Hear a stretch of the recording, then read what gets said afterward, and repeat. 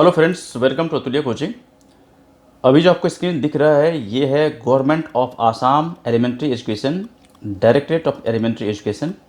यहाँ काफ़ी कुछ वैकेंसी आया हुआ है और आपको मैं लिए चलता हूँ उस पेज पर जहाँ पर ये सारा डिटेल्स आपको मिलेगा। क्या करना है, डेट क्या है, एज क्या है, एलिजिबिलिटी क्या है, पूरा डिटेल्स मिलेगा वहाँ पर। तो इस वेबसाइट तक पहुंचने के लिए पहले आपको जो यहाँ से एड्रेस चाहिए, वेबसाइट एड्रेस, ये आप देख सकते हैं यहाँ से D for Delhi, E for England, DEE.ASSAM Assam .gov.in। मैं फिर से बोल रहा हूँ www.DEE.ASSAM.gov.in। ये है आपका वेबसाइट एड्रेस। जैसे आप इसको एंटर करते हैं सर्च बार में तो ये आपको पेज खुलेगा जो सामने दिख रहा है आपको। यहाँ पर आने के बाद क्या करना है, ये देखिए यहाँ पर आ जाइए आप। यहाँ पर इसके नीचे देखिए रिक्रूटमेंट ऑफ रेगुलर टीचर, यहाँ क्लिक कीजिए। क्लिक करते ही आपके सामने जो पेज ओपन होगा वो देख लीजिए। ये क्या होता है, ये दूसरा पेज ओपन हुआ। अब इसमें भी थोड़ा सा मैं इसको पेज को बड़ा कर देता हूँ। ये देखिए ये आपका पेज है और यहाँ पर आप देख सकते ये advertisement be of regular Hindi teacher of UP मतलब हुआ अपर प्राइमरी स्कूल 2020। और इसके सामने देखिए PDF फॉर्मेट में यहाँ पर डिटेल्स है। इसको जैसे आप क्लिक करेंगे तो देखिए हम किस पेज पर पहुँचते हुए, ये देखिए वो पेज है जहाँ पर डिटेल्स में मिलना है government of Assam, office of the directorate of elementary education Assam. अब यहाँ देखिए क्या है, ये जो अनाउंसमेंट हुआ है with a view to support, strengthen and improve the quality of elementary education in the state of Assam in compliance with the right to education act 2009 and in pursuance of government approval vide so and so. आप देख सकते हैं यहाँ से dated 10 सितंबर 2020। Online applications are hereby invited. आपको भरना online है, आप देख सकते हैं यहाँ से। Resident of Assam qualified in Assam TET TET conducted by elementary education department Assam for filling up 1102 vacancies of Hindi teacher of upper primary school under the directorate of elementary education Assam. ये देखिए द नंबर ऑफ वैकेंसीज में very subject to approval of the post based roster from the WPT and BC department, personnel department and subject to approval of the vacant post from finance department and the detailed district wise, medium wise and category wise breakup। मतलब जो भी यहाँ पर vacancy announcement हुआ है 1102 के लिए, इसके संख्या में परिवर्तन किया जा सकता है ज़रूरत पड़ने पर, ठीक है। और अभी जो मैंने आपको वेबसाइट एड्रेस बताया था ये यही एड्रेस है जहाँ से आपको आकर के ऑनलाइन करना है या फिर डिटेल्स इसका देखना है। The aspiring candidates must be ready to serve in their respective place of posting in terms of choice of their district. जिस डिस्ट्रिक्ट से आपका ये आप फॉर्म भरेंगे तो उसी डिस्ट्रिक्ट में आपका ये अपॉइंटमेंट होना है। क्राइटेरिया आप देख सकते हैं, the merit list will be separate for each district and category. मतलब जितने डिस्ट्रिक्ट है उसके और जो भी कैटेगरी है उसके लिए जो मेरिट लिस्ट बनेगा अलग अलग बनेगा। The candidate must be less than 18 years of age and not more than 40 years. यानी कि आपका जो इसके लिए एज है वो 18 से 40 साल के बीच में है, ठीक है। उसके बाद years for unreserved category 42 years for ex serviceman, 43 years for OBC MOBC and 45 years for SC ST। ये आप जो रिजर्वेशन के लिए जिसमें छूट मिलता है कैटेगरी वाइज तो वो आपको यहाँ मिलेगा। उसके बाद देख सकते next there will be reservation relaxation for economically weaker section that is EWS as per government notification vide number so and so. The eligible candidates shall apply online in the official website of DEE Assam, that is ये website है, from midnight of 12 September to midnight of 26 September. यानी कि आपका last date जो है ये 26 सितंबर है जब आपको उसके पहले फॉर्म भर देना है।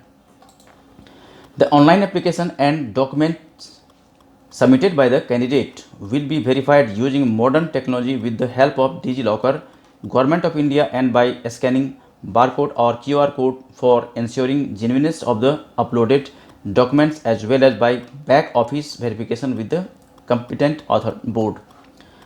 चलो ये सब आप अच्छी तरह से पढ़ लेना। अब मैं ले चलता हूँ आपको क्वालिफिकेशन क्या है इसके लिए, उस पेज पर ले चलता हूँ आपको। ये देखिए यहाँ पर a candidate can apply in one district not following this criteria। अब 9th पॉइंट देख सकते हैं आप, a candidate can apply in one district, यानी कि आपको एक डिस्ट्रिक्ट में ही अप्लाई करना है, किसी एक को चुन लीजिए आप और जिसमें आप अप्लाई करना चाहते हैं। Not following this criterion will lead to cancellation of candidature for with eligibility criteria. आप देख सकते हैं यहाँ से हिंदी अपर प्राइमरी स्कूल यानी कि UPS graduate from the UGC के recognised university having Hindi as one of the subject and 2 year diploma in elementary education और बीएड और डीएड स्पेशल एजुकेशन और B Ed special education and passed in Assam TET for UPS यानी कि upper primary school conducted by elementary education department Assam. अब इसमें salary value क्या होगा आप देख सकते हैं यहाँ से scale of pay band 2 PB2 ₹14,000 to ₹60,500 plus grade pay and other allowances as admissible as the Assam service. तो यहाँ पर सैलरी आप देख सकते हैं, हालांकि सैलरी जो कुछ दिखा रहा है इससे सैलरी कुछ आपका अलग होगा, ज़्यादा होगा। The candidate who has completed the 18-month DLED course from the NIOS ODL will be treated at par and equally with the other candidates who have completed the 2-year courses for the purpose of this recruitment process। मतलब ये हुआ कि इसका diploma जिन्होंने 2 साल के लिए लिया है और जिन्होंने 18 मंथ यानी 1.5 साल के लिए लिया DLED किया हुआ है NIOS से, तो वो सेम ट्रीट किया जाएगा। Question number 12, there shall be reservation for OBC, MOBC, SC, ST।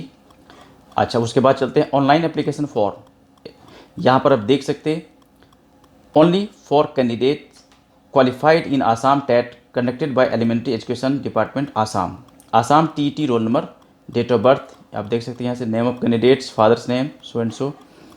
इसको आप अच्छी तरह से देख लेना और यहाँ पर आपको डिक्लेरेशन भी करना है। उसके बाद सिलेक्शन प्रोसेस क्या रहेगा देख लीजिए आप। The selection of the candidate shall be strictly in order to merit considering the reservation for EWS, OBC, MOBC, SC, ST, PWD etc. and marks will be allocated as follows। अब यहाँ से देख लीजिए HSSLC or its equivalent marks will be in proportion to the percentage of marks secured in the examination। For example, if a candidate secured 54% aggregate marks in HSSLC examination, he shall be given 54 marks for the HSSLC examination। और दूसरा इसमें बता रहा है, इसमें graduation है या फिर आसाम टेट है फॉर यूपीएस है या प्रोफेशनल क्वालिफिकेशन है, इस पर ये आपको मार्क्स दिया जाएगा उसके अकॉर्डिंग। 5th नंबर है 10 मार्क्स फॉर NCC। यदि आप NCC कैंडिडेट हो तो उसके लिए आपको 10 मार्क्स दिया जाएगा। 5 मार्क्स फॉर NCC B की सर्टिफिकेट, यानी कि यदि आप NCC में C सर्टिफिकेट होल्डर हो तो 10 मार्क्स आपको दिया जाएगा। और उसके बाद 6 नंबर है सर्टिफिकेट इन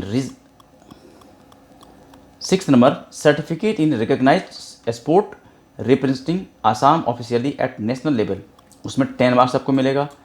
7th नंबर है achievement in fine arts and cultural activities representing the state officially at national level, उसके लिए भी 10 मार्क्स है। और मैक्सिमम मार्क्स ऑब्टेन, यानी कि मैक्सिमम मार्क्स कोई जो है 430 ऑब्टेन कर सकता है। ये आपका सिलेक्शन प्रोसेस है, ये हम सिलेक्शन प्रोसेस की बात कर रहे हैं। Any other marks obtain in other exam such as HSLC और equivalent post graduation and other professional qualification not mentioned in the guidelines of NCTE will not be considered। And now point number 15, documents required to be uploaded in color। ये आपको document सारे upload करना है, इसको अच्छी तरह से पढ़ लीजिए आप। और इसमें हमने जो मेन पॉइंट्स है वो हमने डिस्कस कर लिया। एज क्या है, लास्ट डेट क्या है, क्वालिफिकेशन क्या है, बाकी इसमें जितने पॉइंट्स है, जितने इसमें इंस्ट्रक्शन दिया हुआ उसको सबको अच्छी तरह से पढ़ना आपको, ठीक है। तो ये था एक इन्फॉर्मेशन हिंदी टीचर के लिए जो कि 1102 पोस्ट के लिए आया हुआ है। यदि आप एलिजिबल हो, यदि आप आसाम के रहने वाले हो, तो इसको आप भर सकते हैं आप, ठीक है।